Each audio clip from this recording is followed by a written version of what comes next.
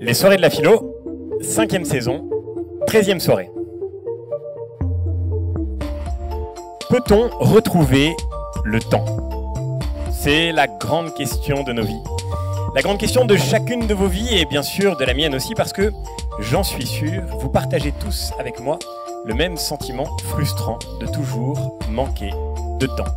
Nous avons le sentiment de manquer de temps pour les choses que nous avons à faire, sans même parler des choses que nous aimerions pouvoir faire. Et de fait, dans ce manque, il ne s'agit pas de quelque chose de superflu. Si nous manquons de temps, c'est que nos vies elles-mêmes nous manquent, car nos vies sont faites de temps.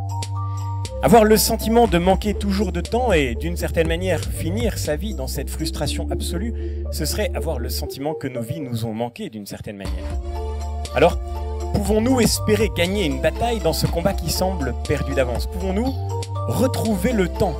Et si oui, comment y parviendrons-nous? Peut-on retrouver le temps? C'est le sujet de cette nouvelle soirée de la philo. C'est une grande joie de vous accueillir, de vous retrouver ce soir au Théâtre Saint-Georges. Une joie d'autant plus grande que nous avons eu très peur. Depuis plusieurs mois, toute l'équipe des soirées de la philo me dit « Le 7 mai, c'est mort. Il y aura personne. Tu vas être tout seul. » Eh bien voilà, vous êtes là, vous aussi, les damnés du pont, vous qui avez passé votre journée tout seul dans un bureau vide à faire des cocottes en papier. Vous qui avez regardé sur les réseaux sociaux les photos de voyages de vos collègues partis en week-end, vous qui avez dû faire la veille au pied du téléphone en attendant que le chef appelle depuis son congé paradisiaque, vous êtes ici et nous allons nous consoler ensemble d'avoir dû rester à Paris en partageant cette belle question essentielle et question terrifiante aussi bien sûr. Peut-on retrouver le temps? Pour ceux d'entre vous qui étaient là, vous vous en souvenez, lors de notre dernière soirée, nous nous sommes inquiétés ensemble à propos de la peur et nous nous sommes demandé si il était bien raisonnable d'avoir peur. Et de fait, s'il y a une question qui nous fait peur, c'est bien celle que nous allons nous poser ce soir. Peut-on retrouver le temps? Je le disais en ouvrant cette réflexion, comme moi j'en suis sûr, vous passez votre temps à vous plaindre que le temps vous manque, n'est-ce pas? Nous passons notre temps à nous plaindre de manquer de temps et à n'avoir pas assez de temps pour pouvoir faire ce que nous voudrions faire et même faire ce que nous devrions faire. Mais comment retrouver ce temps qui nous manque? Peut-on même espérer le retrouver? Ou n'est-il pas d'une certaine manière de l'essence du temps qu'il nous manque? Est-ce que ce n'est pas le propre du temps qu'il nous fuit? On pourrait le penser. Car comment est-ce qu'on définit le temps? Quelle est la meilleure idée qu'on puisse se faire du temps? Le temps, nous dit Aristote, il y a déjà 24 siècles de cela, le temps, dans la physique, le temps, nous dit Aristote, c'est le nombre du mouvement. Le temps, c'est le nombre du mouvement. Définition qui paraît assez obscure et lointaine, mais qui en fait s'impose d'évidence. Le temps, c'est ce qui nous permet de mesurer le mouvement. Le temps, vous ne le voyez pas passer. Vous ne voyez pas le temps qui passe. Nous ne percevons pas le temps en tant que tel. Ce que nous percevons, ce sont les choses qui se déplacent dans le temps. Ce que nous percevons, ce sont les corps qui se meuvent autour de nous. Ce que nous percevons, ce n'est pas les secondes qui s'écoulent. Ce que vous percevez, c'est quand vous regardez votre montre, la trotteuse qui trotte tout autour du cadran. Et en voyant la trotteuse trotter, en voyant le monde bouger, en voyant les nuages passer, en voyant le jour succéder à la nuit et la nuit succéder au jour, nous voyons que le temps passe. Nous voyons les choses s'user, nous nous voyons nous-mêmes vieillir, nous voyons que le temps passe. Mais imaginez une seule seconde. Imaginez une seule seconde que soudainement tout soit figé, que tout soit immédiatement arrêté. Imaginez que plus personne autour de vous ne fasse le moindre mouvement.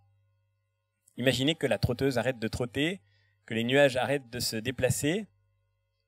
Comment pourriez-vous savoir que le temps passe? Et d'ailleurs, le temps passerait-il encore quand plus rien ne se passe du tout? Le temps, c'est le nombre du mouvement, c'est-à-dire ce par quoi nous mesurons le mouvement. Et de fait, le temps, c'est cette chose totalement insaisissable par définition. Insaisissable parce que nous ne la percevons pas en tant que telle. Vous ne voyez pas le temps qui passe, vous ne sentez pas le temps qui passe, vous ne touchez pas le temps. Ce que vous percevez autour de vous, ce sont des choses en mouvement et des choses qui prennent un certain temps pour accomplir leur mouvement. Raison pour laquelle, depuis Aristote, nous avons spontanément tendance à assimiler le temps au mouvement. Si je vous demande de vous imaginer le temps, ou même pour être plus précis encore, supposons que je vous demande d'imaginer à quoi ressemble le passage du temps et comment vous le figureriez. Bon, ici, nous ne sommes pas dans une magnifique salle de classe de l'éducation nationale, je n'ai pas de tableau numérique interactif derrière moi. Mais je suppose que vous avez très vite en tête une image qui vous permettrait de figurer le passage du temps. Cette image, elle nous est très familière, c'est l'image de la flèche du temps. Et vous avez la flèche horizontale, rectiligne. Au bout de la flèche, le petit triangle qui nous permet de montrer qu'elle se déploie pour très longtemps. Et puis sur cette flèche, vous avez un point. Et ce point qui ne cesse de bouger, qui ne cesse de se déplacer, c'est celui qu'on appelle le présent. Avant ce point, le passé. Après ce point, l'avenir. Entre les deux, le présent, qui ne cesse de se déplacer.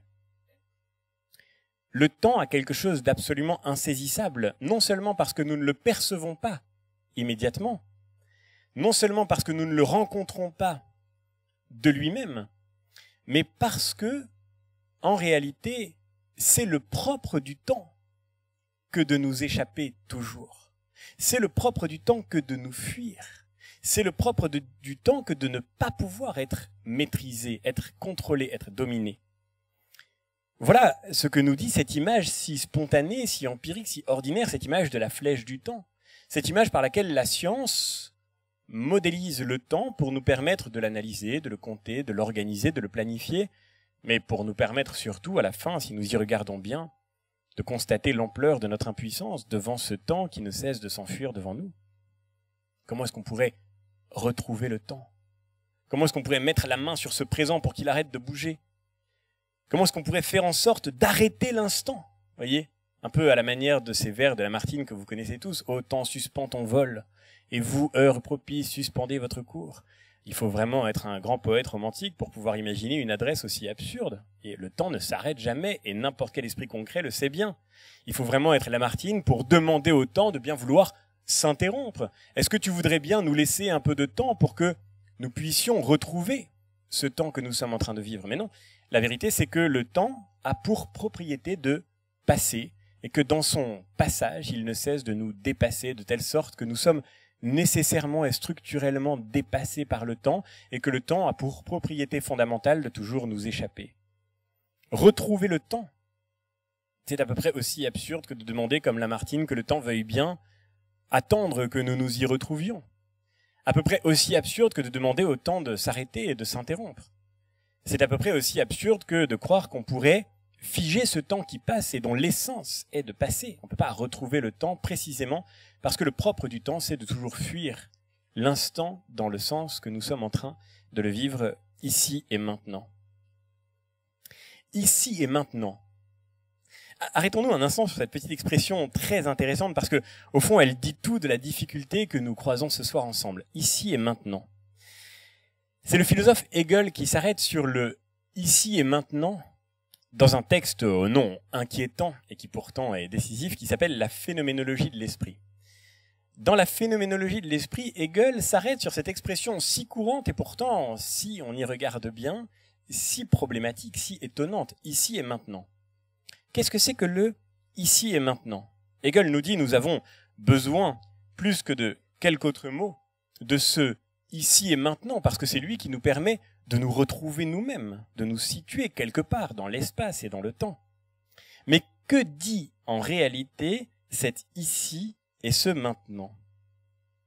À la question « Qu'est-ce que le maintenant ?» écrit Hegel. À la question « Qu'est-ce que le maintenant ?» nous répondrons par exemple « Le maintenant est la nuit ». Pour éprouver la vérité de cette certitude sensible, une simple expérience sera suffisante. Nous notons par écrit cette vérité. Une vérité ne perd rien à être écrite, et aussi peu à être conservée. Mais revoyons maintenant à midi cette vérité écrite la veille. Nous devrons dire alors qu'elle s'est éventée. Le propre de la vérité, c'est que on peut tenter de la conserver, on peut tenter de la garder pour pouvoir la retrouver. Le propre de la vérité, c'est qu'une fois qu'elle a été écrite, on peut, normalement, la conserver de manière à pouvoir la reprendre à son propre compte. Mais qu'en est-il de la vérité de ce maintenant?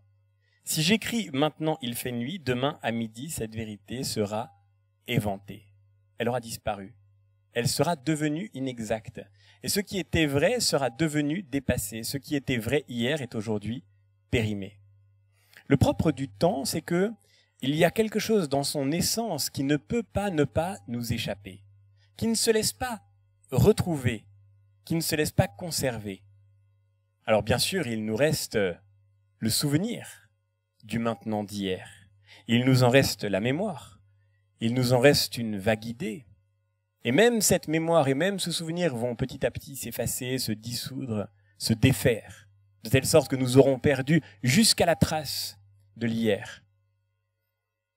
Mais cette mémoire, dans tous les cas, ne suffira pas à nous permettre de retrouver le temps. Je veux dire par là, de retrouver le maintenant, de faire en sorte que le maintenant d'hier redevienne le maintenant d'aujourd'hui. Le maintenant d'hier a disparu pour toujours. On ne le retrouve pas, on ne le reconstitue pas. Bien sûr, on peut garder des vérités, on peut les conserver, on peut les stocker, on peut les écrire. Une vérité ne perd rien à être conservée, dit Hegel. Vous pouvez écrire, par exemple, des choses très importantes sur des vérités éternelles, par exemple que 1 plus 1 font 2. Si cette équation est juste, elle est juste pour toujours et elle touche à l'éternité. C'est vrai. Mais enfin, reconnaissons-le, pour votre propre vie, elle est totalement indifférente. Je veux dire par là que les grandes vérités abstraites et les grandes vérités éternelles, celles qui ne changent pas, celles qui ne sont pas d'ici et de maintenant, celles qui sont de toujours, celles qui ne sont pas de ce monde, en quelque sorte, ces grandes vérités éternelles de ce que Platon aurait appelé le ciel des idées, à notre vie, à nous, elles sont indifférentes. Notre vie est incarnée dans l'ici et le maintenant. Et cet ici et ce maintenant ont pour propriété de se défaire dès que nous voudrions les tenir, dès que nous voudrions les maintenir.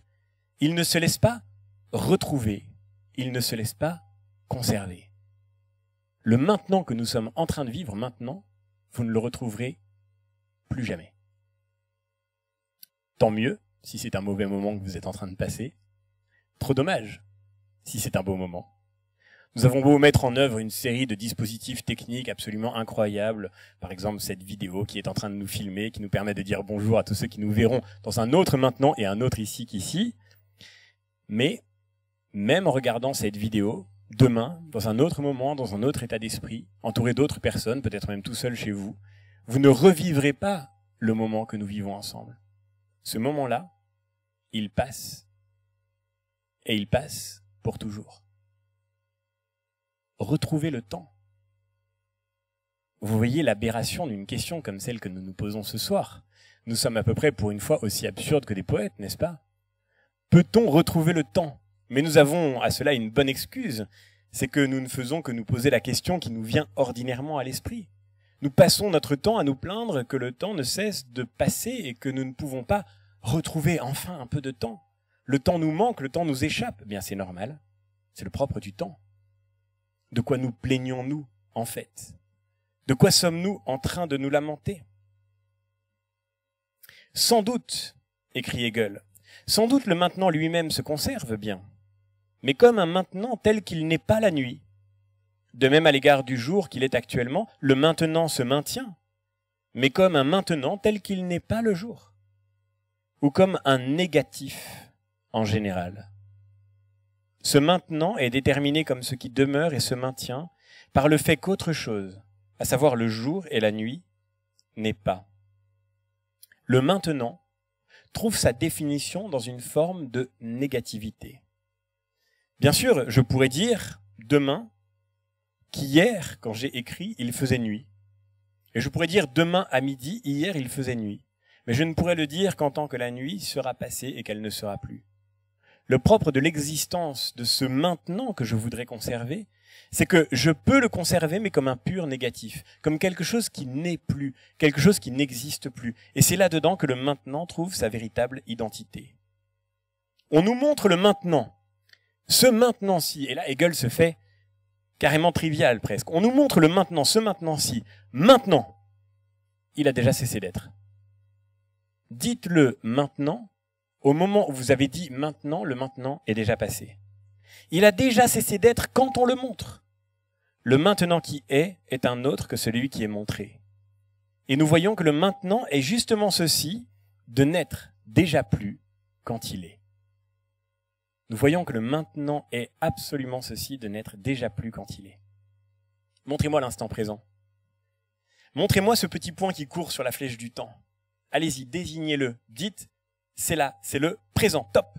Vous l'avez dit, il n'est plus là. Dites maintenant, au moment où vous le montrez, c'est d'un autre maintenant qu'il s'agit. Le propre du maintenant, c'est qu'il n'existe qu'en tant qu'il ne peut plus être, qu'en tant qu'il ne peut se maintenir ou se conserver, ou plus exactement, le maintenant ne se maintient qu'en tant qu'il n'est déjà plus, c'est-à-dire comme une forme de souvenir, comme quelque chose qui est passé, comme quelque chose qui a été. Comment retrouver le temps? Mais c'est le propre du temps qu'on ne peut pas le retrouver. Vous voyez, c'est pas comme une espèce d'accident, voilà quelque chose qui est à la fois terrifiant et rassurant finalement. Nous nous plaignons que le temps nous échappe, mais ça n'est pas du tout parce que nous ne savons pas gérer notre temps. Ça n'est pas parce que nous ne savons pas organiser notre temps. Ça n'est pas parce que nous ne savons pas planifier correctement notre vie, c'est parce que c'est le propre du temps qu'il nous échappe. Ce n'est pas un échec de notre part, mais c'est la définition du temps, que nécessairement il échappe à ce que nous pouvons maintenir, sinon comme un négatif. Le maintenant, comme il nous est montré, est un passé, et c'est là sa vérité. Il n'a pas la vérité de l'être. Il y a donc bien ceci de vrai qu'il a été, mais ce qui a été n'a en fait aucun être. Il n'est pas, et c'est de l'être qu'il s'agissait. Les mots peuvent paraître complexes, mais la réalité est très simple. Le maintenant qui est montré n'est plus, dès lors qu'il est montré, il est déjà passé, il a été. Mais nous ne voulions pas quelque chose qui a été, nous voulons retrouver quelque chose qui soit. Et l'être du maintenant n'est pas. Quand je veux le retrouver, il s'en est déjà allé. C'est le propre du temps qu'il nous fuit, c'est le propre du temps qu'il nous échappe. C'est la marque propre du temps que, nécessairement, le temps qui est passé ne sera plus retrouvé, que, comme le chante Barbara, le temps qui est perdu ne se rattrape plus. Le temps qui est passé ne peut pas se retrouver. Et tout ce qui est dans le temps est d'une certaine manière marqué par cette dilution. Hegel ici ne fait que rappeler ce qui a été une constante de la pensée philosophique depuis le IVe siècle grec, une constante de l'idéalisme philosophique en particulier, que les philosophes ont toujours tenté de dénoncer ce qui est dans le temps comme n'étant pas complètement de l'être. C'est ce que disait en particulier Platon. Nous avons déjà parlé des idées platoniciennes, vous vous en souvenez sans doute. Ce que nous dit Platon, c'est que tout ce qui est dans le temps et qui ne cesse de changer, tout ce qui est dans le temps et qui a commencé un jour et qui un jour finira, que tout cela existe d'une certaine manière, mais sans avoir un être véritable. Ce qui est véritablement, c'est ce dont on ne peut jamais dire que ça a été ou que cela sera. Ce qui est véritablement, c'est ce dont l'être se conjugue dans un pur présent. Ce qui est véritablement, dit Platon, c'est ce qui est éternel. Éternel comme cette vérité mathématique que je vous rappelais tout à l'heure. 1 plus 1 égale 2. Ça, pour le coup, c'est le cas. Et c'est toujours le cas. Et ça se maintient dans un pur présent. L'idée mathématique qui fascine tellement Platon, qui fait de son académie le lieu où nul ne peut entrer s'il n'est géomètre. Cette vérité mathématique qui possède une forme d'éternité fascinante, d'éternité étrangère à toutes les fluctuations du temps. Cette vérité des idées, cette vérité-là, pour le coup, on peut dire qu'elle est réellement. Mais tout le reste, tout ce qui est dans le temps, existe sans être vraiment, exactement comme nous le dit Hegel. Au fond, le maintenant ne possède aucune espèce d'être véritable, aucune espèce d'être authentique, d'être consistant. Et d'ailleurs, la preuve de cela, c'est que tout ce qui est dans le temps, tout ce qui a commencé un jour à être, tout ce dont on peut compter les instants, tout cela un jour a un temps compté devant soi. Tout cela un jour finira. Nous sommes dans le temps. Et qu'est-ce que ça signifie que nous sommes dans le temps ? Ça signifie qu'un jour nous allons mourir. Un jour, on pourra dire de nous que nous avons été. Un peu comme les latins, vous savez, plutôt que de dire que quelqu'un est mort, disent « il a vécu ». Un jour, on parlera de chacun de nous au passé. Ça peut paraître pas très joyeux ce que je vous dis ici. Vous seriez mieux parti dans les endroits merveilleux où vous auriez pu passer le pont plutôt que de rester là à une soirée de la philo où on vous annonce qu'un jour en plus vous serez mort. Mais c'est vrai. Et c'est la raison fondamentale pour laquelle le temps perdu ne se rattrape plus. Retrouver le temps, ce serait d'une certaine manière vouloir retrouver cette espèce de consistance absolue que ne possèdent que les choses qui sont en dehors du temps, c'est-à-dire les choses éternelles. De fait, le temps nous échappe. Et pourquoi est-ce que le temps nous échappe? Parce que le temps nous est compté. Nous ne pouvons pas maîtriser le temps parce que le temps est pour nous marqué par la finitude du temps. Et d'ailleurs, le temps n'est compté que parce qu'il est compté à partir de sa fin, voyez. Si nous étions tous immortels ici ce soir, si nous étions tous immortels, nous ne passerions pas ensemble 1h30 à faire de la philosophie, voyez, on s'arrêterait jamais. Si on était immortel, on aurait devant nous une infinité de temps. On aurait même devant nous l'absolu du temps, l'absolu du présent si on était éternel. Tout ce qui est dans le temps est marqué par la finitude du temps. Tout ce qui est dans le temps, donc, est, mais pas pour toujours. Est, mais pas complètement. Puisque c'est, et puis ce ne sera plus. Et à bien y prendre, vous voyez, c'est une question d'échelle, mais le maintenant qui n'est plus dès qu'on l'a montré, ça ressemble aussi, d'une certaine manière, si on prend un peu de recul, à ce maintenant de chacune de nos vies qui ne sera plus dès qu'on l'aura désigné, dès qu'on l'aura exploré, dès qu'on l'aura vraiment connu. D'une certaine manière, donc, retrouver le temps, ce serait vouloir, en fait, non pas reprendre le temps, mais sortir du temps, échapper à ce temps qui a pour propriété de nous échapper sans cesse. Devenir étranger à cette condition temporelle qui fait que le temps est fini, que le temps est limité. Et si le temps est limité, encore une fois, c'est pas parce que vous organisez mal vos vies. Si le temps est limité, c'est à cause du fait même de la vie, parce que la vie est limitée. Et si nous avons du mal à prendre le temps pour tout ce que nous voudrions faire, si nous n'arrivons pas à trouver le temps de tout ce que nous aurions à faire, ce n'est pas un accident, ce n'est pas le signe d'un échec de votre part, rassurez-vous. C'est le propre de la vie, en fait. C'est la marque de la vie. C'est la marque de cette flèche qui est marquée par des ruptures, qui est marquée par des discontinuités. La marque de cette flèche qui est le propre de cette fluidité, de cette mobilité, de cet écoulement du temps pour tous ceux qui sont dans le temps et qui habitent cette condition temporelle, cette condition de vivant dont la vie est finie et marquée un jour par la mort. Alors si on y regarde bien, on peut malgré tout s'interroger sur ce rapport au temps que je viens d'évoquer avec vous et qui, j'en suis sûr, vous paraît, comme à moi, absolument évident. Je veux dire par là que cette représentation du temps sous la forme d'une flèche, avec ce présent qui ne cesse de passer, cet écoulement qui ne cesse de se succéder, cette vision-là, sans doute, elle nous paraît évidente, elle nous paraît immédiate, elle nous paraît absolument spontanée. Et pourtant, en réalité, elle est peut-être aberrante. Peut-être le temps, tel que nous le vivons, n'a rien à voir avec le temps tel qu'il est mesuré, puisque jusque-là, nous avons parlé de cette mesure du temps. Le temps, dit Aristote, c'est la mesure du mouvement. Et nous mesurons le temps aux choses qui se déplacent autour de nous. Nous mesurons le temps à la vitesse que met la trotteuse à faire le tour du cadran. Mais est-ce que le temps est réellement pour nous cette trotteuse qui se déplace autour d'un cadran? Est-ce que c'est ça, le temps, pour nous? Il y a un très grand philosophe qui a pensé le temps et qui a tenté de montrer comment cette image du temps était en fait une forme de biais, d'aberration par rapport à ce que nous vivons vraiment. Ce philosophe, c'est Henri Bergson, qui a consacré presque toute son œuvre à tenter de dénoncer ce faux rapport au temps qu'induit, en particulier, la science quand elle tente de mesurer le temps pour nous permettre de l'organiser, pour nous permettre de le planifier. La science, en effet, décrit le temps tel que nous ne le vivons pas d'une certaine manière. D'abord, elle nous montre un temps qui est marqué par des ruptures. Voyez, il était 8 heures, il est maintenant 9 heures. Au moment où je vous parle, s'il y avait ici une horloge, la cloche sonnerait. Et cette sonnerie de la cloche marquerait le passage entre 8 heures et 9 heures. La science montre sur cette flèche du temps une série de points de rupture qui sont comme des interruptions fictives par lesquelles nous passons d'une heure à une autre, d'une minute à une autre, d'une année à une autre, d'un siècle à un autre. Le propre du temps de la science, c'est qu'il est discontinu.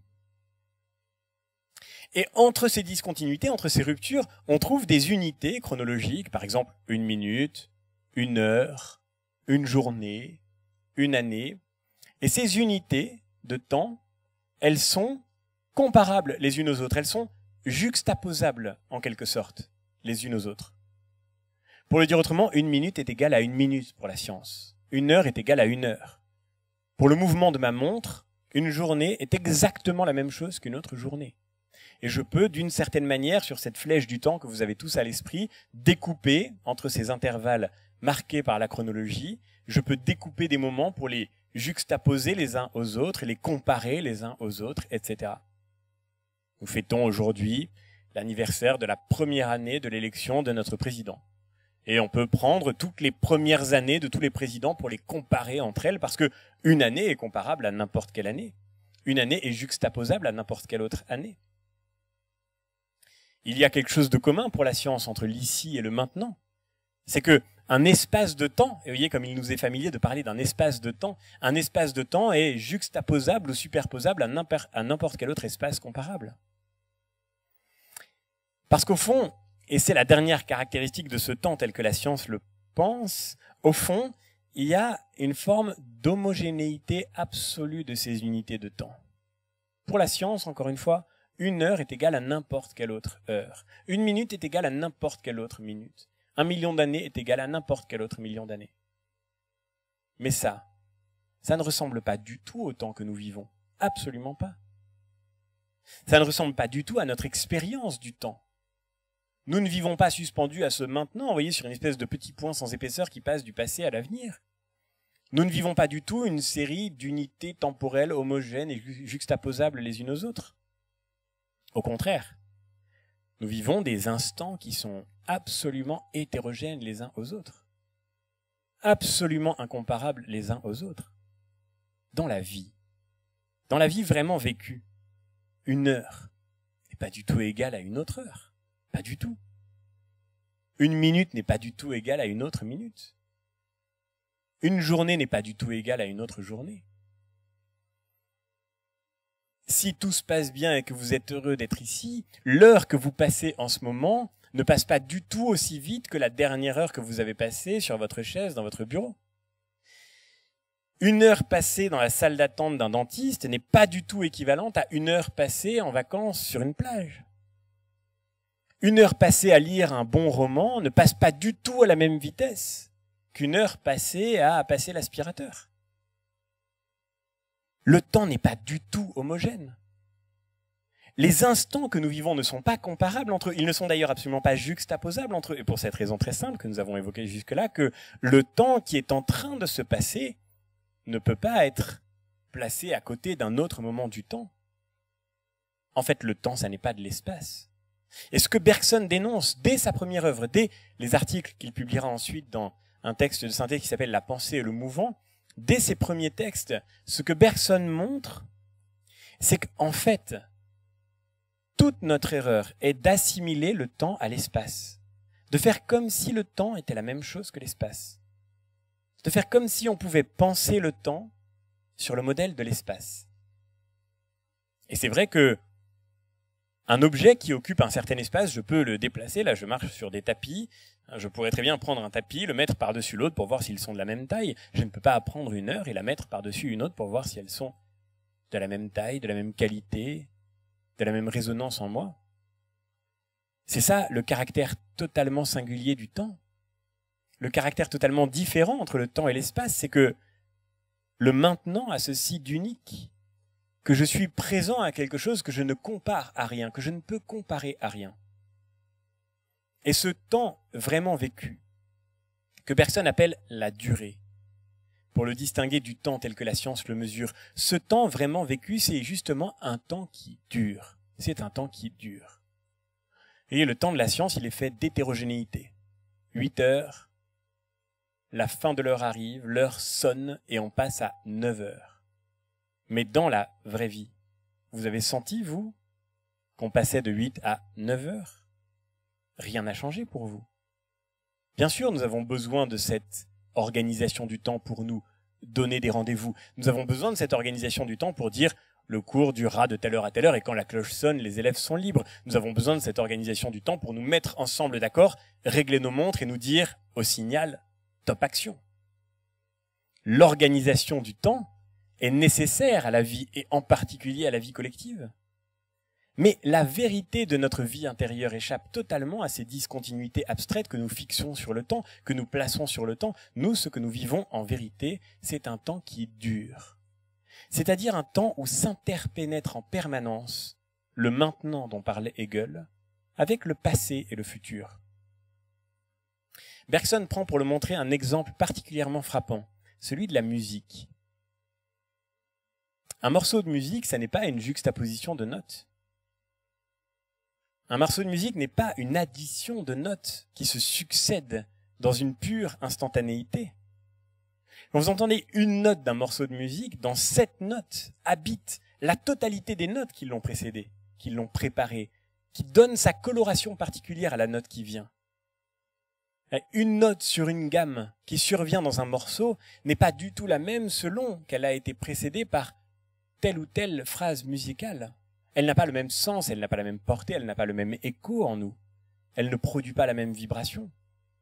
Les notes sont, chacune d'entre elles, en nombre limité, mais c'est leur combinaison qui est plus qu'une juxtaposition qui fait que chacune d'entre elles s'enrichit de toutes les autres pour pouvoir former une phrase. De la même manière qu'une phrase n'est pas une succession de mots qui se présentent chacun d'entre eux dans un pur maintenant.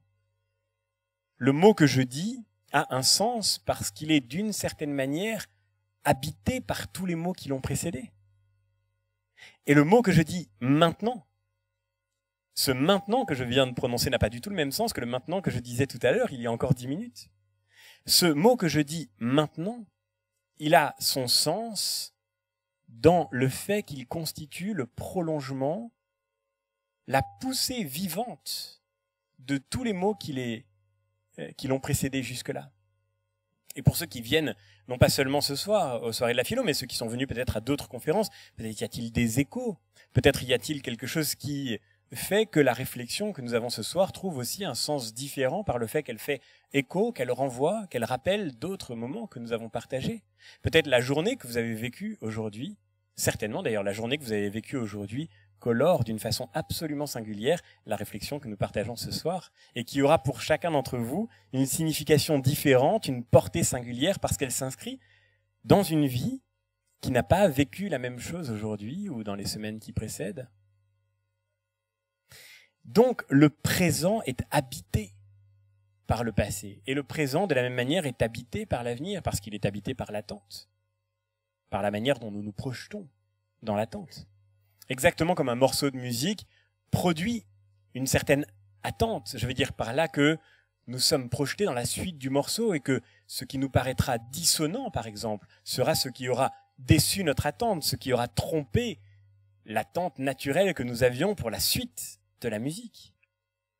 En nous, par habitude de la musique, par une certaine culture des sons, par aussi sans doute une certaine disposition de l'oreille, nous sommes projetés vers la suite du morceau comme vers quelque chose d'attendu.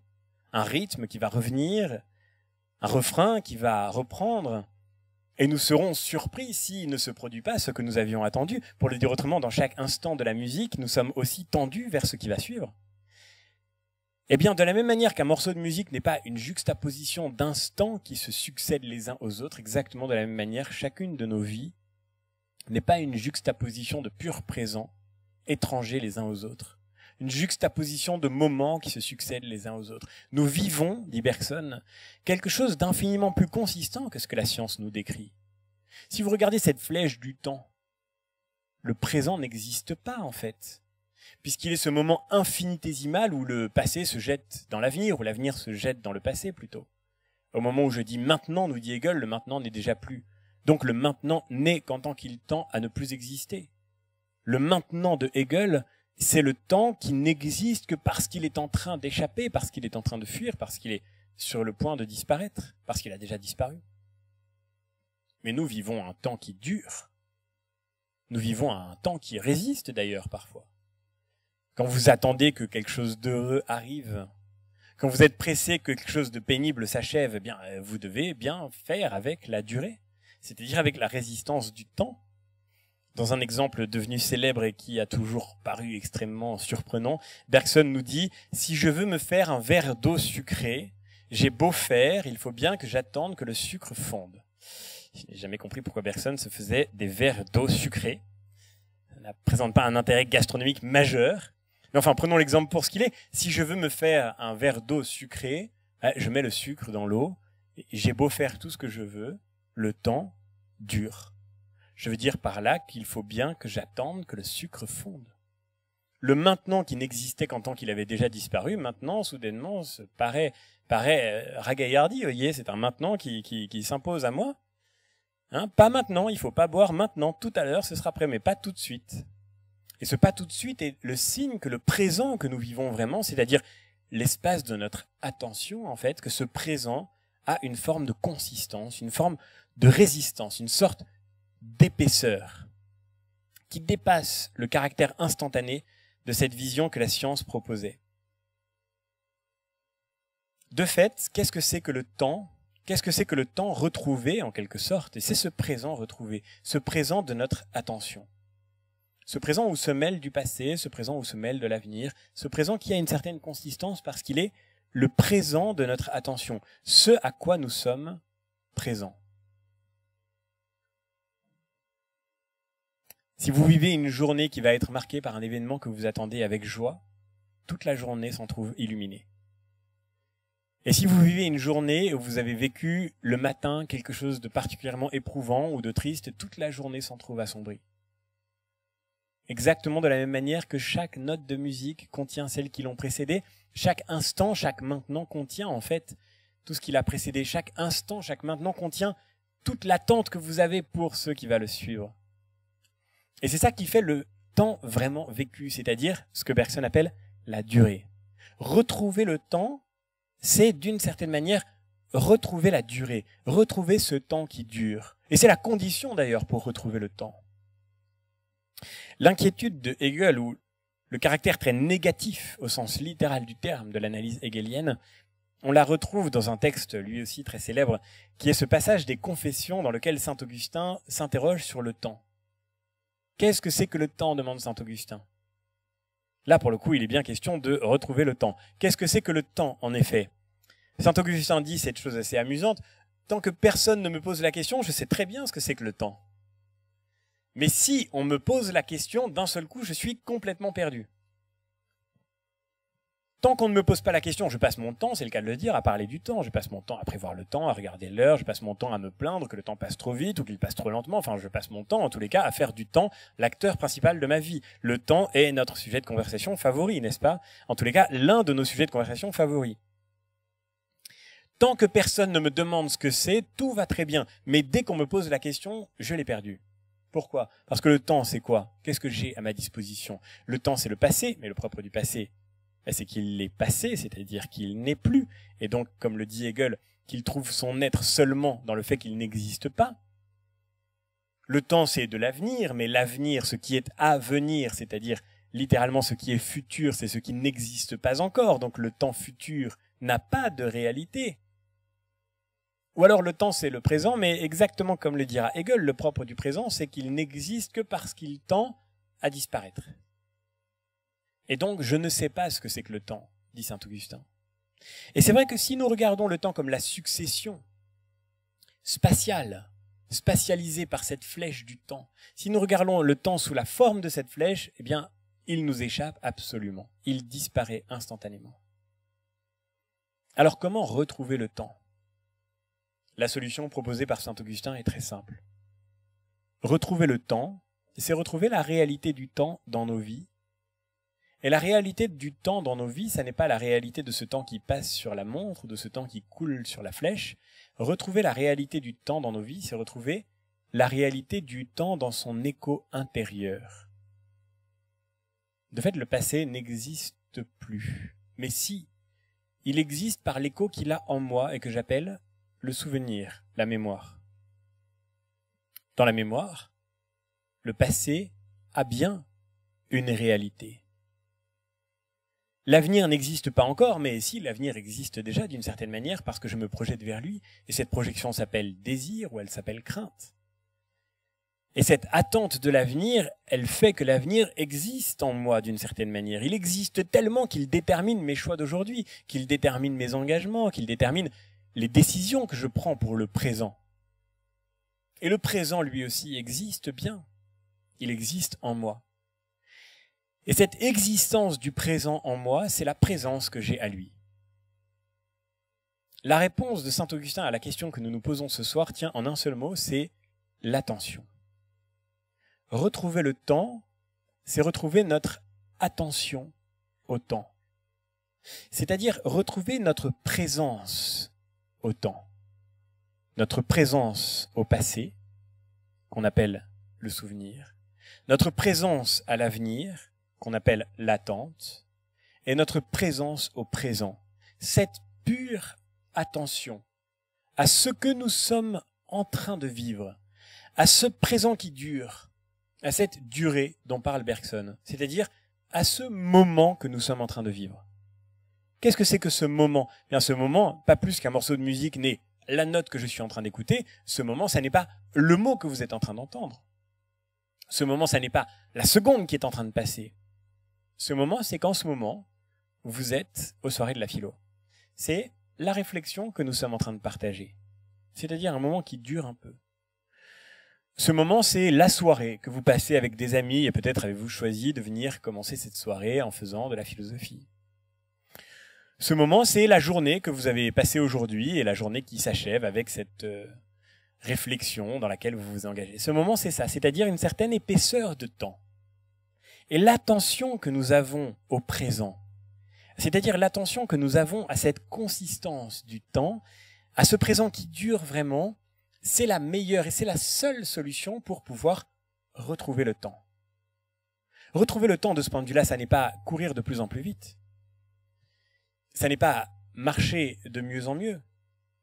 Ça n'est pas aller à chaque instant à la recherche de l'instant suivant. Retrouver le temps, c'est au contraire retrouver une forme de présence, retrouver une attention à ce qui n'est pas de l'ordre de l'immédiateté, mais ce qui constitue au contraire une forme de présence complète au passé, à l'avenir et au présent dans lequel le passé et l'avenir viennent s'interpénétrer, se rencontrer, sans que leur contour ne puisse être d'ailleurs, nous dit Bergson, absolument décidé, absolument déterminé. Être présent à ce qui nous est présent. Charles Baudelaire a écrit cette formule qui est à elle seule d'une exigence infinie. L'homme le plus parfait, écrit Baudelaire, l'homme le plus parfait, c'est celui qui est le plus parfaitement à ce qu'il est et à ce qu'il fait. L'homme le plus parfait, c'est celui qui est le plus parfaitement à ce qu'il est et à ce qu'il fait. Et cette idée d'une présence à ce que l'on est, d'une présence à ce que l'on fait, qui peut-être pourrait constituer les contours d'une réponse à cette question que nous nous posons ce soir. Peut-on retrouver le temps ? Alors qu'est-ce qui peut nous le permettre ? Eh bien, j'essaierai d'ouvrir peut-être 3 pistes pour incarner ou pour donner plus de précision à cette intuition augustinienne que Bergson, au fond, ne fait que reprendre à son compte, cette intuition de l'attention. 3 pistes, extrêmement simples, pour nous permettre de retrouver cette présence à notre présent. Et la première, nous la trouvons chez un philosophe que nous avons déjà souvent croisé lors des soirées précédentes, que vous connaissez donc très bien pour ceux qui êtes déjà venus. Ce philosophe, c'est Blaise Pascal. Pascal est l'un de ceux qui a le mieux pensé notre incapacité à vivre vraiment le présent. Pourquoi avons-nous du mal à vivre le présent ? Parce qu'au fond, nous sommes toujours déçus par la réalité du présent. Soit que nous regrettions un passé idéalisé, soit que nous ne cessions de nous projeter, ce qui est plus souvent le cas, dans un avenir qui serait nécessairement meilleur que ce que nous sommes en train de vivre, nous avons du mal à être authentiquement présents à ce que nous faisons. Nous ne cessons en fait de fuir le présent. Au fond, ce que Pascal montre avec un peu de cruauté, c'est que si nous avons le sentiment que le temps nous manque, c'est d'abord parce que nous sommes constamment en train de tout faire pour manquer au présent que nous sommes en train de vivre. C'est d'abord parce que nous avons du mal à habiter vraiment le présent. Et cette incapacité à habiter vraiment le présent, à être vraiment, comme le disait Baudelaire, tout simplement à ce que l'on est et à ce que l'on fait, cette incapacité, elle prend un nom chez Pascal, un nom bien spécifique qui s'appelle le divertissement. Nous ne cessons de nous divertir. Divertir, ça vient du latin divertere, qui veut dire être toujours écarté, être toujours tourné à l'écart de ce qui est devant nous, être toujours retiré à ce qui est là, présent, et à quoi nous ne pouvons pas être objectivement, absolument, complètement attentifs. Pourquoi ? Parce que le divertissement nous rend étrangers au présent. Nous ne cessons de nous changer les idées. Nous ne cessons de tenter de nous changer les idées. Nous ne voulons pas voir le présent en face. Nous préférons nous enfuir dans autre chose que le présent. Et c'est la raison pour laquelle nous passons notre temps à nous divertir. Et nous passons notre temps à organiser notre divertissement. Alors attention, divertissement ne veut pas dire nécessairement loisir. La société du divertissement désigne le divertissement dans un lieu très particulier, mais en fait, chez Pascal, le divertissement prend des formes infiniment variées. Le plus efficace de tous les divertissements, bien sûr, c'est le travail. Nous multiplions les soucis, nous multiplions les complications, les peines et les difficultés parce que nous voulons pouvoir éviter de penser au présent, parce que nous voulons éviter de penser à nous-mêmes, de penser à tout ce que nous savons être aujourd'hui, ce qu'il nous faudrait regarder en face, ce qu'il nous faudrait considérer avec attention dans notre propre vie, dans l'aujourd'hui de notre propre vie. Et c'est la raison pour laquelle le passé et l'avenir, et en particulier l'avenir, peuvent être pour nous des moyens extraordinaires de fuir ce que nous ne voulons pas voir, ce à quoi nous ne voulons pas être attentifs. Ce n'est pas d'une véritable présence à l'avenir qu'il s'agit, non. C'est d'une stratégie pour ne jamais être présent, pour ne jamais être réellement présent à ce présent que nous refusons de considérer lucidement. Nous avons déjà parlé de cette stratégie pascalienne du divertissement, de cette manière par laquelle nous ne cessons de fuir le présent. Et nous avions d'ailleurs déjà, je crois, évoqué ce texte magnifique dans lequel Pascal, vous connaissez tous cette citation, nous dit « Quand j'ai regardé tous les malheurs auxquels les hommes s'exposent, dans leur travail, dans les peines qu'ils prennent à la cour et à la guerre, je me suis souvent dit que tout le malheur des hommes vient de ne pas savoir demeurer un quart d'heure en repos dans une chambre. Ne pas savoir demeurer un quart d'heure en repos dans une chambre. Vous auriez pu faire le pont. Vous auriez pu demeurer un quart d'heure en repos. Mais non, vous avez été travailler. Et même pour les plus fous d'entre vous, demain, vous allez encore travailler. Et si vous ne travaillez pas, vous allez, j'en suis sûr, trouver beaucoup d'autres moyens de vous donner bien des soucis qui vous empêcheront de penser au présent, de penser à vous-même et de considérer lucidement ce présent auquel tout votre effort, en réalité, est de ne pas vouloir porter attention. Tout le malheur des hommes est de ne pas savoir demeurer un quart d'heure en repos dans une chambre. Mais quand j'y ai regardé de plus près, dit Pascal, j'ai trouvé que ce malheur vient d'une cause très réelle, qui est l'infortune de notre condition misérable, et si misérable que rien ne peut nous consoler si rien ne nous divertit et ne nous empêche de penser à nous-mêmes. Voilà la cause réelle de cette fuite permanente. Et nous sommes persuadés que nous nous battons pour obtenir ce que nous cherchons, mais dès que nous l'avons cherché, nous ressortons aussitôt pour mendier le tumulte. Cette petite expression que j'avais déjà citée, elle aussi, dit tout de cette réalité du divertissement qui fait que nous ne parvenons pas à être authentiquement attentifs au présent que nous sommes en train de vivre. Nous ne tenons jamais au présent, dit Pascal. Nous anticipons l'avenir comme trop lent à venir, comme pour hâter son cours, ou nous rappelons le passé pour l'arrêter comme trop prompt, si imprudent, que nous errons dans les temps qui ne sont point nôtres, et ne pensons point au seul qui nous appartient, et si vain, que nous songeons à ceux qui ne sont rien, et échappons sans réflexion au seul qui subsiste. Nous passons notre temps à penser à demain, comme ce sera mieux demain, alors qu'en réalité, le seul temps qui nous appartienne, le seul temps qui existe vraiment, c'est celui de cette présence au présent. Ce qui ne veut pas dire que le présent ne soit pas habité de désir, bien sûr, mais que c'est ce présent qu'il convient d'habiter vraiment. Que chacun examine ses pensées. Allons-y, faisons notre petit examen de conscience. Que chacun examine ses pensées. Il les trouvera toutes occupées au passé ou à l'avenir. Nous ne pensons presque pas au présent. Et si nous y pensons, ce n'est que pour en prendre la lumière, pour disposer de l'avenir. Le présent n'est jamais notre fin. Le présent n'est jamais notre but. Le passé et le présent sont nos moyens, le seul avenir est notre but. Ainsi, nous ne vivons jamais, mais nous espérons de vivre. Et nous disposons toujours à être heureux, il est inévitable que nous ne le soyons jamais. Que chacun examine ses pensées, il les trouvera presque toujours occupées de l'avenir ou du passé. Ainsi nous ne vivons jamais. Et nous disposons à vivre, nous disposons à être heureux, il est inévitable que nous ne le soyons jamais. C'est une expression tout à fait frappante de cette incapacité, de cette difficulté que nous avons à habiter le présent et de cette difficulté que nous avons à habiter, comme le regrette Pascal, le seul temps qui soit à nous, le seul temps qui nous appartienne, le seul temps qui soit réellement le nôtre, celui que nous pouvons habiter, c'est-à-dire le présent. Encore une fois, non pas ce présent du maintenant qui est passé dès qu'on l'a prononcé, de ce présent habité de souvenirs, de ce présent habité d'attente, mais de ce présent malgré tout. C'est-à-dire de ce moment qui est là. Peut-être en cet instant précis, êtes-vous déjà en train de penser à ce que vous allez faire ce soir. Peut-être en cet instant précis, êtes-vous déjà en train de vous souvenir de toutes les petites difficultés que vous avez vécues aujourd'hui. Que chacun examine ses pensées, dit Pascal. Il les trouvera presque toujours occupées d'autre chose que du présent. Et c'est là une forme de catastrophe, bien sûr.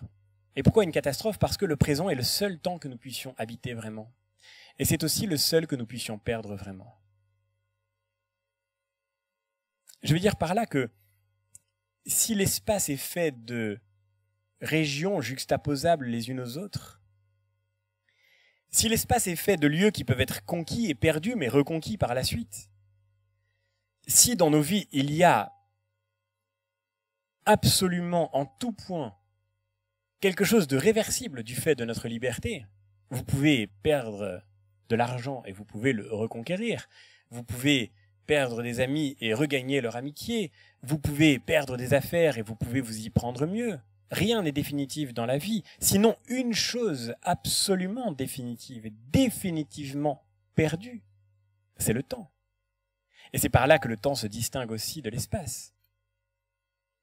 Sire, comme le dit Hugo dans Napoléon II, Sire, vous pouvez prendre à votre fantaisie l'Europe à Charlemagne, à Mahomet l'Asie, mais tu ne prendras pas demain à l'Éternel. Dieu garde la durée et vous laisse l'espace. Vous pouvez sur la terre prendre toute la place, être aussi grand qu'un front peut l'être sous le ciel. Enfin bon, l'espace en quelque sorte, c'est le lieu de notre pouvoir. Je veux dire par là que nous pouvons prendre de la place et nous pouvons la perdre, mais nous pouvons la reprendre. Mais nous ne pouvons pas reprendre le temps que nous avons perdu. Le présent que nous n'arrivons pas à habiter, ce présent qui n'a pas été vraiment vécu, ce présent-là qui est perdu, il est perdu pour toujours. Et c'est là quelque chose qui est évidemment terrifiant.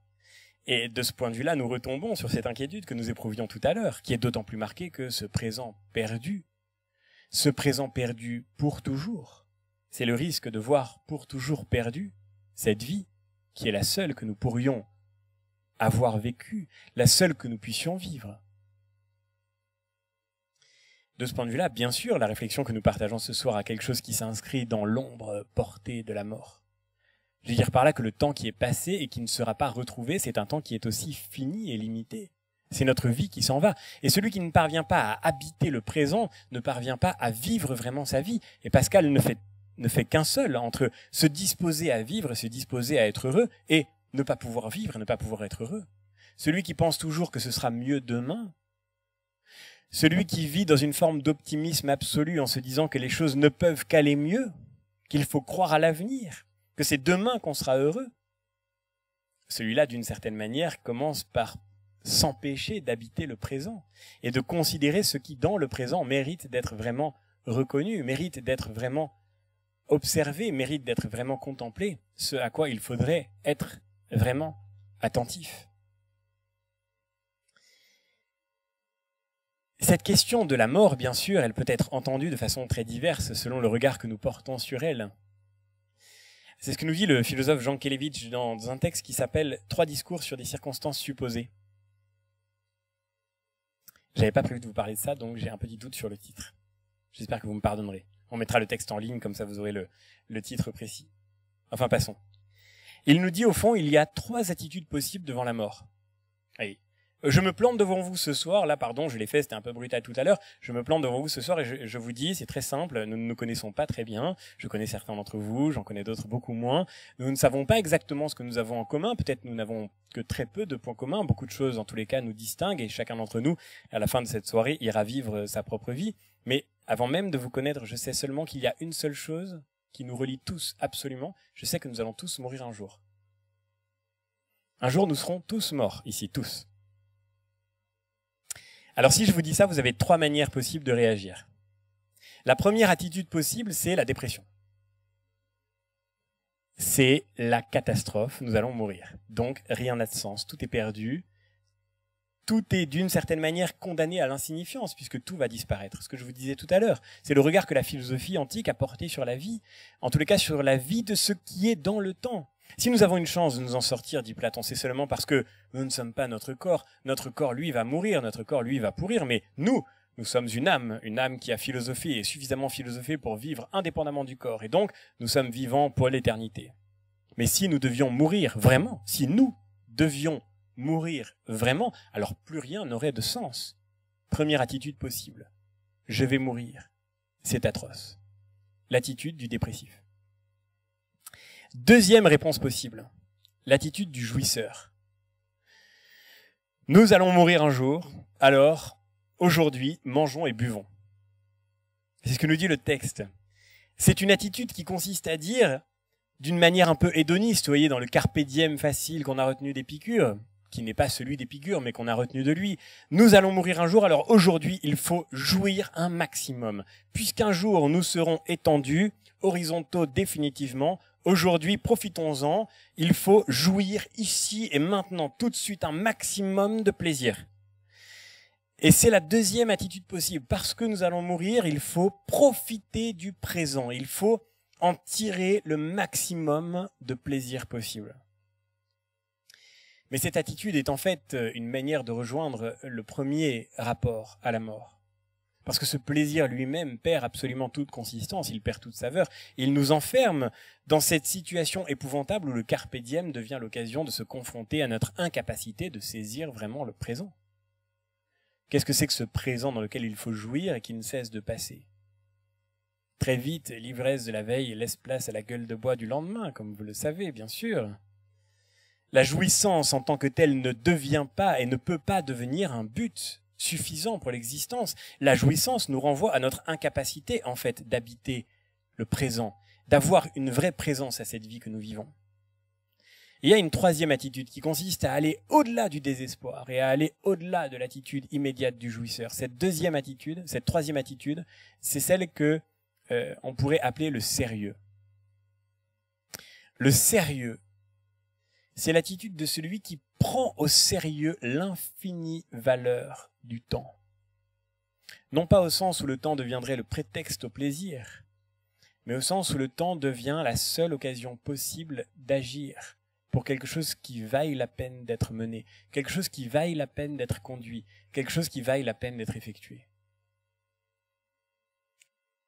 Parce que nous allons mourir un jour, chacun des instants du temps a une valeur infinie.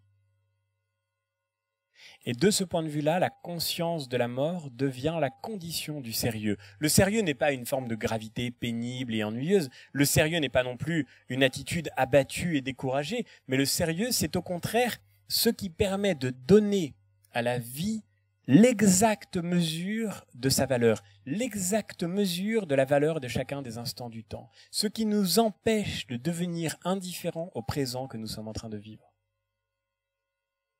Chacun des instants du temps a une valeur infinie parce que précisément, chacun des instants du temps, si nous le perdons, ne sera plus jamais retrouvé.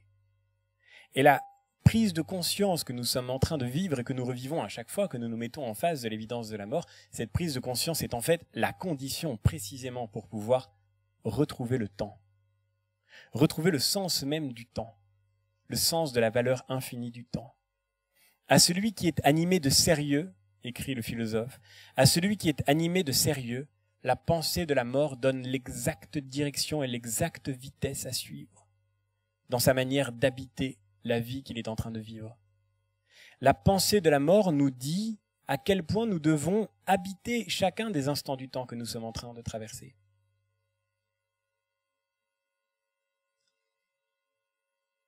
Et de ce point de vue-là, la pensée de la mort qui nous met en face de la valeur infinie du temps nous dit à quel point retrouver le temps est aussi une affaire de choix. Je veux dire par là, retrouver le temps, c'est aussi une manière de choisir ce que nous faisons du temps, de choisir ce que nous faisons du présent et la manière dont nous allons le vivre. Un philosophe, là aussi, que nous avons beaucoup cité cette année, nous donne une forme d'expérience de pensée qui doit nous conduire à retrouver précisément le sens du temps que nous vivons. Ce philosophe, c'est Nietzsche. Dans Ainsi parlait Zarathustra en particulier, Nietzsche a développé une idée extrêmement difficile à comprendre, qui paraît au premier abord extrêmement difficile à comprendre, et je ne prétends pas ici l'enfermer dans une interprétation définitive. Il y a plusieurs interprétations possibles de ce concept qu'on décrit généralement dans la philosophie nietzschéenne comme le concept de l'éternel retour. Que veut bien dire l'éternel retour? Chez les philosophes grecs de l'Antiquité, notamment chez ceux qu'on appelle les présocratiques, ceux qui ont précédé l'apparition de la philosophie avec Socrate, chez les Grecs, beaucoup de philosophes et de physiciens se formaient une idée du temps qui était une idée cyclique, avaient le sentiment que le temps était une affaire de répétition continuelle. Un peu comme les jours succèdent aux jours et les nuits succèdent aux nuits, le temps est une affaire de circularité et de répétition perpétuelle. Une affaire d'éternel retour. Sans cesse, le soleil se lève et le soleil se couche. Sans cesse, les hommes ont affaire aux mêmes problèmes, ils font les mêmes erreurs, ils en retirent les mêmes leçons et ils recommencent encore. Sans cesse, tout tourne et tout recommence. Les hommes demain feront la guerre et puis ils feront la paix, et puis ils referont la guerre et puis ils referont la paix.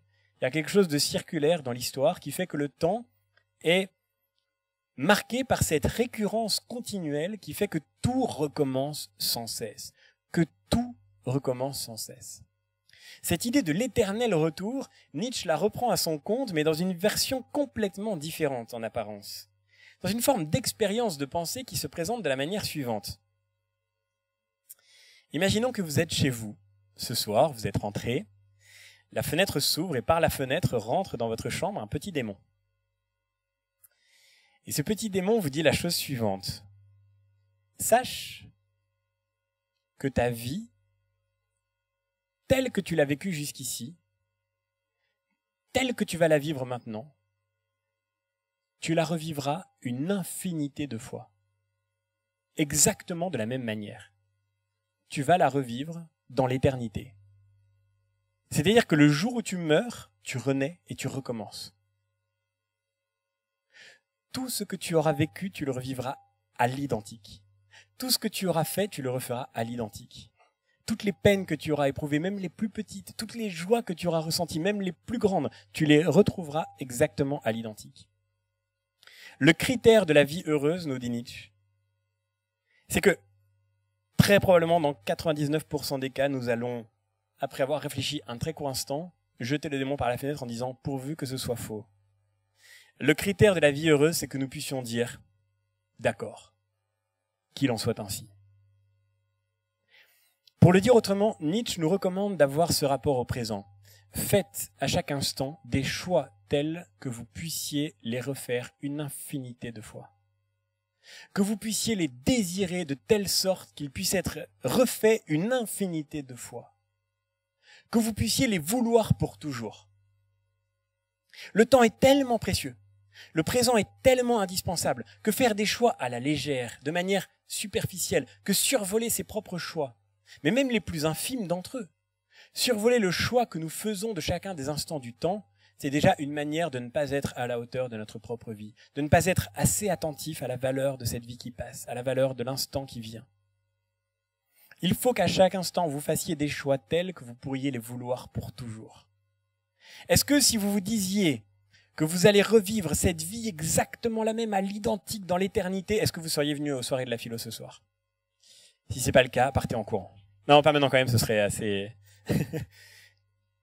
Pour le coup, je n'aurais pas envie de revivre une éternité de fois une conférence à laquelle des gens s'enfuient en courant. Mais la question qui est posée est exactement celle-là. Il faut vouloir les choses telles que vous pourriez les vouloir dans un éternel recommencement, dans cet éternel retour.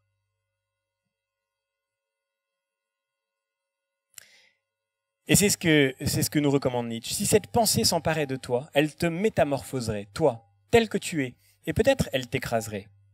La question posée à propos de tout et de chaque chose, veux-tu ceci, encore une fois, et encore d'innombrables fois, ferait peser sur ton agir le poids le plus lourd.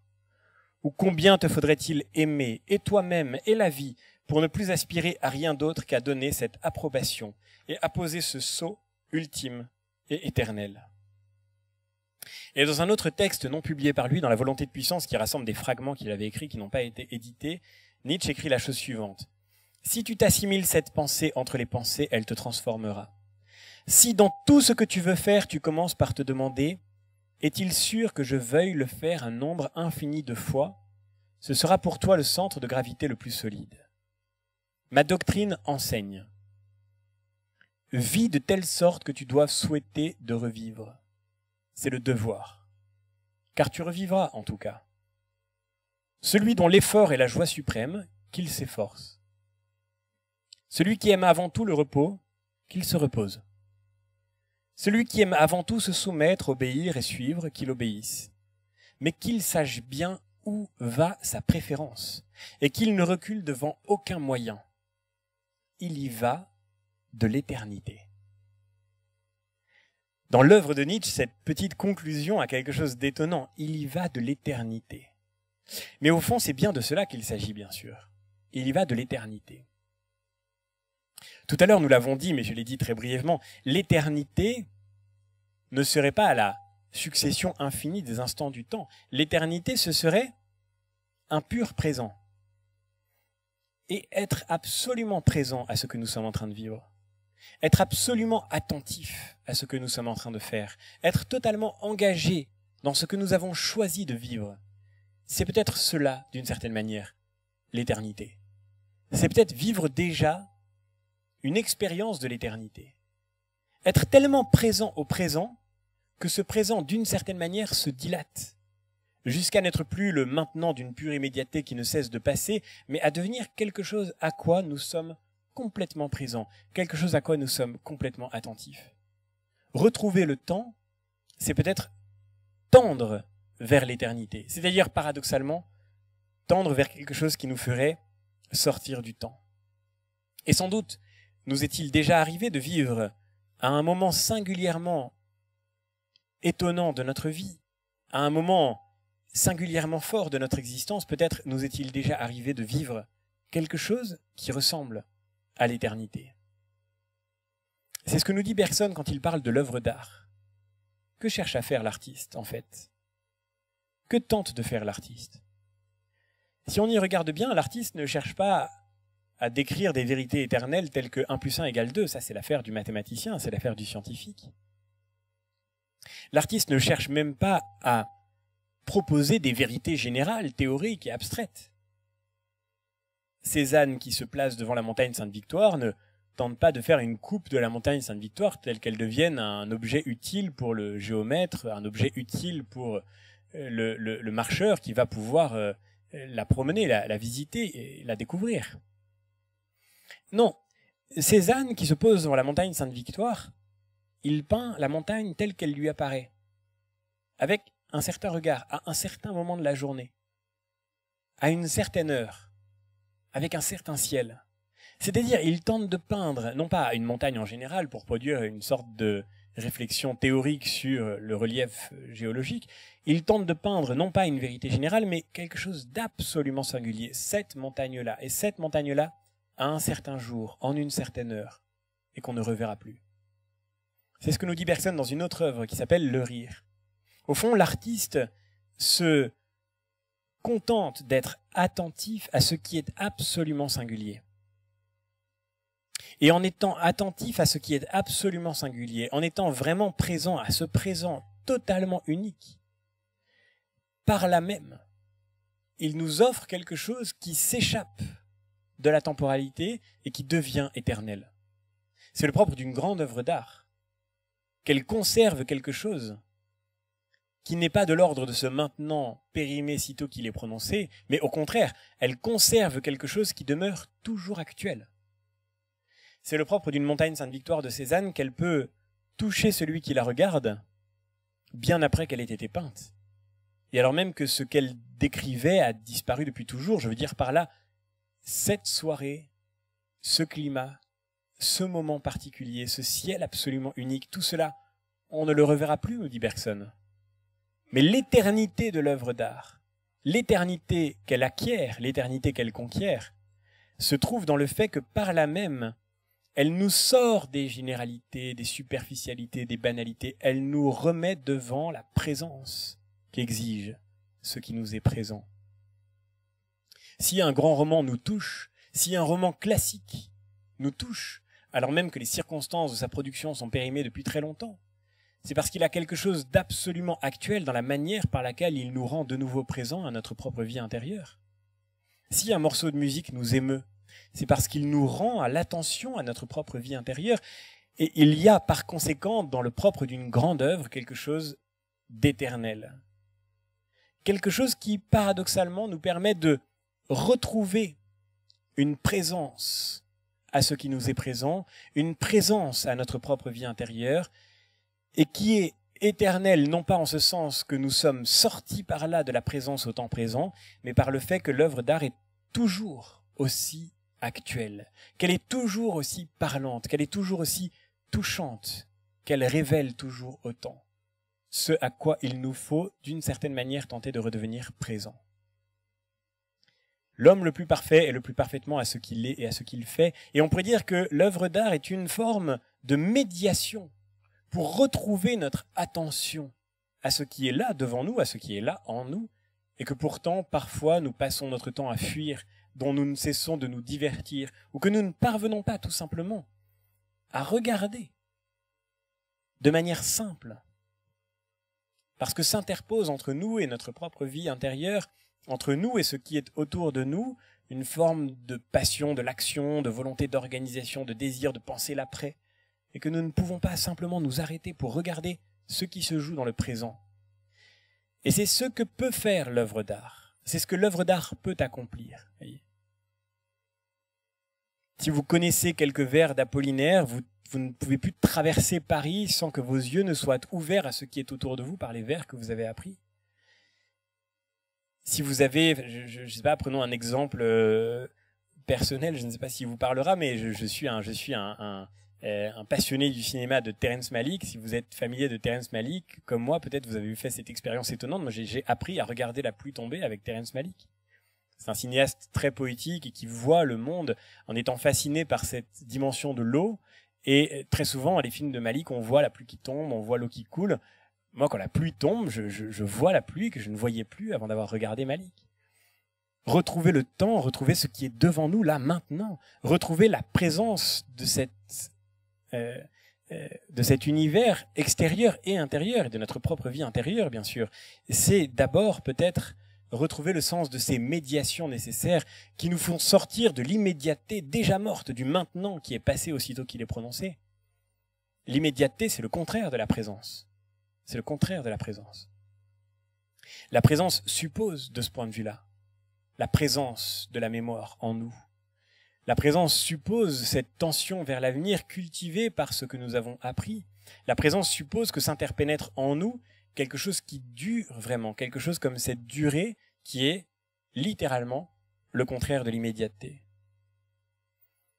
Et ainsi nous pourrons être rendus vraiment à notre vie, retrouver vraiment le sens de cette vie qui se joue dans les choix que nous faisons, mais aussi dans l'attention que nous portons à tout ce que nous pouvons vivre, même dans la simplicité de chacun des instants que nous pouvons traverser. Cette vie bénie de la présence au présent, cette vie en quelque sorte habitée par l'attention à ce que nous vivons, cette vie dont nous sommes d'ailleurs si souvent éloignés par ces outils du divertissement que nous avons tous dans nos poches aujourd'hui, cette vie qui fait que nous sommes vraiment en train de faire ce que nous faisons et en train d'être ce que nous sommes, elle nous est décrite d'une manière très touchante dans un chapitre des Essais de Montaigne. Dans le dernier chapitre d'ailleurs du 3e livre des Essais de Montaigne, c'est-à-dire dans le dernier chapitre de l'œuvre qui s'intitule « De l'expérience ». C'est, comme tous les textes de Montaigne, un passage qu'il faudrait prendre des heures pour commenter, mais dont la force s'impose en fait à la première lecture. Voici ce que nous dit Montaigne. Ceci pourrait constituer un programme en quelque sorte pour retrouver le temps. Quand je danse, je danse. quand je dors, je dors. Voir, et quand je me promène solitairement en un beau verger, si mes pensées se sont entretenues des occurrences étrangères quelque partie du temps, quelque autre partie je les ramène à la promenade et au verger, à la douceur de cette solitude et à moi. Nous sommes de grands fous. Il a passé sa vie en oisiveté, disons-nous. Ou alors, je n'ai rien fait aujourd'hui. Je n'ai rien fait aujourd'hui. Mais quoi? N'avez-vous pas vécu? C'est non seulement la fondamentale, mais la plus illustre de vos occupations. Si, disons-nous, si on m'avait mis au propre des grands maniements, j'aurais montré ce que je savais faire. Avez-vous su méditer et manier votre vie? Vous avez fait la plus grande besogne de toutes. Pour se montrer et exploiter, nature n'a que faire de fortune. Elle se montre également en tous étages et derrière comme sans rideau. Avez-vous su composer vos mœurs? Vous avez fait bien plus que celui qui a composé des livres. Avez-vous su prendre du repos? Vous avez plus fait que celui qui a pris des empires et des villes. Notre grand et glorieux chef-d'œuvre, c'est vivre à propos. Toute autre chose, régner, thésauriser, bâtir, n'en sont qu'appendicules et adminicules pour le plus. Je prends plaisir de voir un général d'armée au pied d'une brèche qu'il veut tantôt attaquer, se prétend tout entier, détaché à son dîner, à deviser entre ses amis. Et Brutus, ayant le ciel et la terre conspirant à l'encontre de lui et de la liberté romaine, dérobé à ses rondes quelques heures de nuit pour lire et annoter Polybe en toute sécurité. C'est aux petites âmes ensevelies du poids des affaires de ne s'en savoir purement démêler, de ne les savoir et laisser et reprendre. Il n'est rien si beau et si légitime que de faire bien l'homme, et dûment, ni science si ardue que de bien et naturellement savoir vivre cette vie. Et de nos maladies, la plus sauvage, c'est de mépriser notre être. Alors ce texte, encore une fois, qui est rendu peut-être plus difficile par la distance avec un français qui parfois nous est moins familier, ce texte dit en quelque sorte une forme de projet, je le disais, pour retrouver le temps. Quand je danse, je danse. Quand je dors, je dors. Ça n'a l'air d'absolument rien, mais en fait c'est immense. Quand je danse, je ne suis pas déjà en train de faire autre chose que de danser. Et quand je dors pour de vrai. C'est aux petites âmes, ensevelies sous le poids des affaires, de ne les savoir et laisser et reprendre. Et Montaigne, vous voyez, n'est pas avare d'exemples pour nous montrer ce qu'il veut dire. Je prends plaisir, nous dit-il, à voir un général devant une brèche qu'il veut conquérir et qui prend le temps, voilà, de dîner avec ses amis et de refaire le monde avec eux. Ben, je dîne. Demain, je livre bataille, mais pour l'instant, je dîne. C'est aux petites âmes ensevelies sous le poids des affaires de ne les savoir et laisser et reprendre. Retrouver le temps, c'est aussi faire ce choix-là, de pouvoir vivre vraiment ce que nous faisons, ce qui n'implique pas d'être indifférent à ce qui fait les échos, les nuances, les lumières particulières de chacune de nos journées, mais ce qui suppose aussi de pouvoir être vraiment complètement à ce que l'on est et à ce que l'on fait. Retrouver le temps de ce point de vue-là, c'est aussi une affaire de choix. Quand je danse, je danse. Quand je dors, voir. Et quand je me promène en un beau verger, si tantôt mes pensées ont été occupées à quelque occurrence étrangère, tantôt après, je les ramène à ce verger, à la beauté de ce lieu, à ma solitude et à moi. Je fais l'effort de ramener mes pensées au présent que je suis en train de vivre. Il y a quelque chose dans ce projet qui marque la fin des essais, vous voyez, quelque chose dans cette espèce d'idéal, comme une forme de tension qui ne doit pas être écrasante, car de fait, nous sommes en permanence séparés et nous avons en permanence du mal à être vraiment là où nous sommes, dans l'ici et le maintenant. Nous avons vraiment du mal à être vraiment présents, à ce présent qui dure et qui devrait consacrer l'espace de notre attention alors que nous ne cessons de le fuir. Bien sûr, c'est sans doute même l'objet de toute notre vie et c'est peut-être la raison pour laquelle ce texte arrive tout à la fin des essais. C'est le dernier passage des essais, c'est presque la dernière page. Bien sûr, il y a quelque chose d'infiniment difficile là-dedans, et Montaigne ne dit pas le contraire. Vous avez su prendre du repos? Vous avez fait plus que ceux qui ont pris des villes et des pays. Vous avez fait plus que ceux qui ont pris des villes et des empires. Vous avez su prendre du repos. Comme une telle affirmation pourrait servir de devise à notre temps qui ne se repose jamais et dans lequel il est de bon ton de ne jamais se reposer. Si on m'avait mis au propre des grands maniements, si on m'avait appris à faire des grandes choses, j'aurais montré ce dont j'étais capable. Mais quoi? N'avez-vous pas su méditer et manier votre vie? Vous avez fait la chose la plus importante. Bien sûr, c'est difficile, et c'est la raison pour laquelle, d'ailleurs, Montaigne le présente comme un grand et glorieux chef-d'œuvre.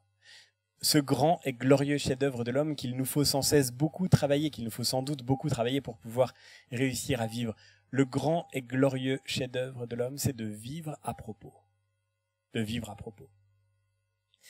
Et c'est peut-être le meilleur moyen de décrire ce que voudrait dire retrouver le temps. Éviter d'être sans cesse en train de fuir le présent pour aller toujours vers un avenir rêvé, pour pouvoir au contraire retrouver le sens de ce présent, le sens de ce à quoi il s'agit d'être présent, le sens de toutes les belles choses qui sont là et auxquelles il faut être attentif pour ne pas risquer de les voir disparaître sous nos yeux par manque d'attention, par inadvertance au fond. Le grand drame de la vie n'est pas qu'il faille mourir un jour. Ceci est juste notre lot commun. Et c'est peut-être même ce qui donne son sens à la vie. Comme le dit Jean Kelevitch, que je citais tout à l'heure, il faut savoir ce qui est le meilleur. Être une éphémère fleur fraîche dans un jardin ou une éternelle fleur séchée dans un herbier.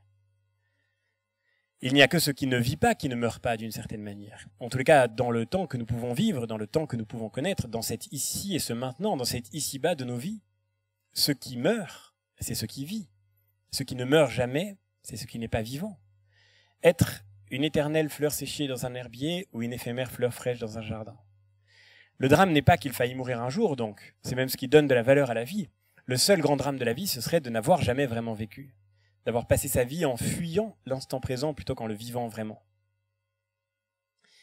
Une fois n'est pas coutume, car la philosophie est née dans sa contradiction avec le mythe, mais on pourrait peut-être conclure cette soirée en racontant une petite histoire. Une petite histoire qui me vient de mon enfance, que vous connaissez peut-être, c'est un petit conte norvégien. C'est l'histoire d'un petit garçon qui sort de l'école. Il sort de l'école et, au moment du déjeuner, avant de retourner en cours, il s'endort dans une clairière. Il fait la sieste. Et lui apparaît une fée qui lui donne une petite boîte d'où sort un fil. Et ce fil, dit la fée, c'est le fil de ta vie. À chaque fois que tu tireras le fil, ta vie passera un peu plus vite.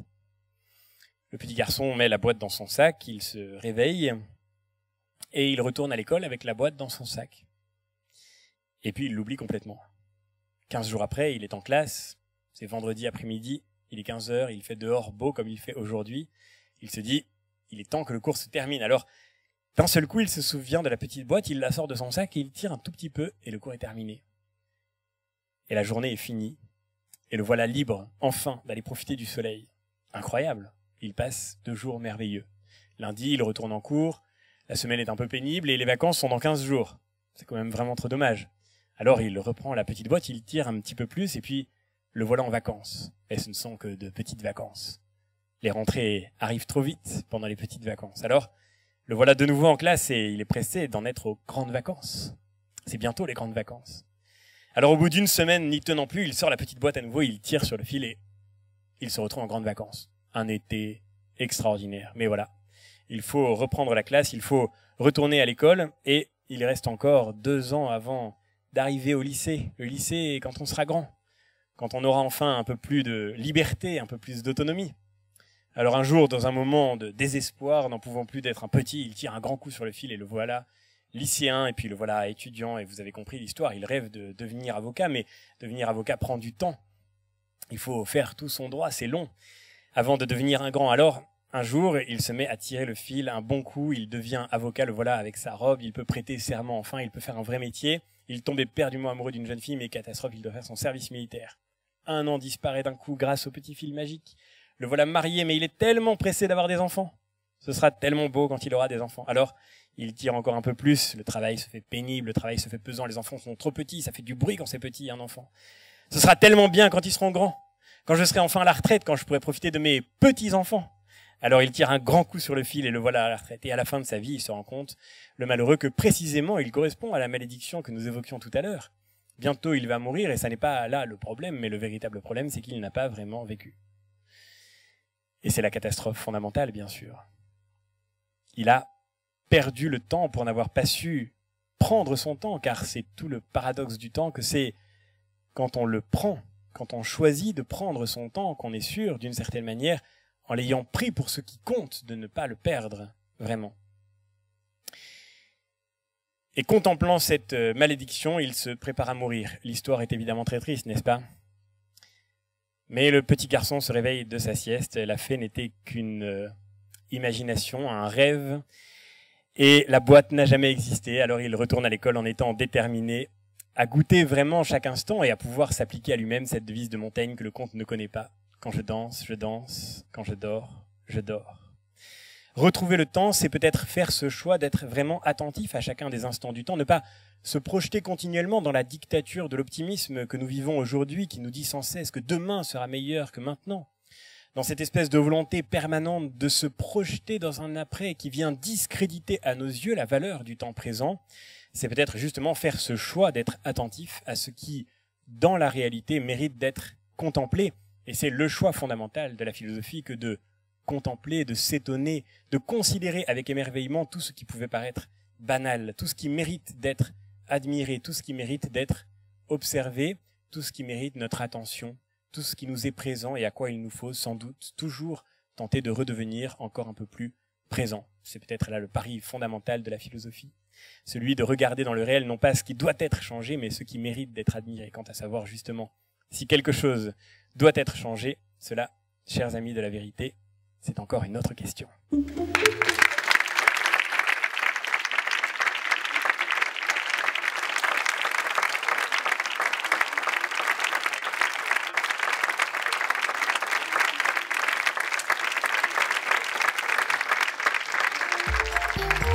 Merci infiniment, merci d'avoir été présent et d'avoir consacré à cette soirée cet instant infiniment précieux de chacune de vos vies. C'était une joie en tous les cas de la passer avec vous. Nous nous retrouvons la semaine prochaine pour notre prochaine soirée. Faut-il tout changer? En attendant, merci encore à vous tous. Merci à toute l'équipe des Soirées de la Philo qui a été sur le pont malgré le pont. Merci à Maël à la régie. Merci à François qui nous a aidé à préparer cette soirée. Merci à toute l'équipe du Théâtre Saint-Georges. Et donc à la semaine prochaine, 14 mai. Merci encore.